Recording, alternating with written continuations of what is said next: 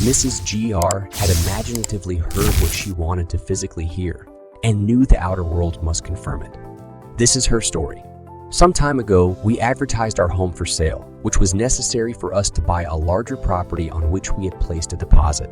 Several people would have bought our home immediately, but we were obliged to explain that we could not close any deal until we learned whether or not our offer for the property we wanted had been accepted.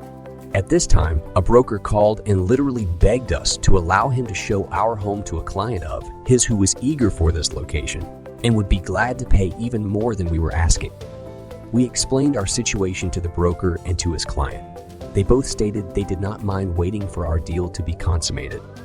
The broker asked us to sign a paper which he said was not binding in any way but would give him first chance at the sale if our other deal went through. We signed the paper and later learned that in California real estate law, nothing could have been more binding. A few days later, our deal for the new property fell through, so we notified this broker and his verbal response was, "Well, just forget it."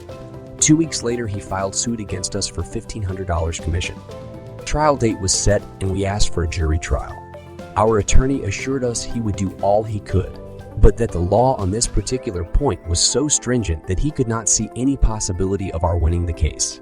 When time for the trial arrived, my husband was in the hospital and could not appear with me in our defense. I had no witnesses, but the broker brought 3 attorneys and a number of witnesses into court against us.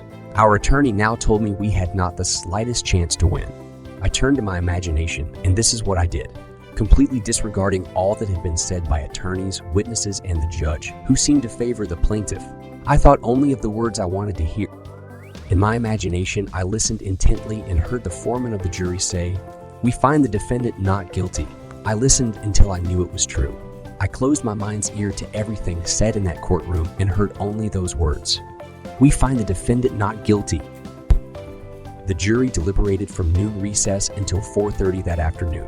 And all during those hours, I sat in the courtroom and heard those words over and over in my imagination.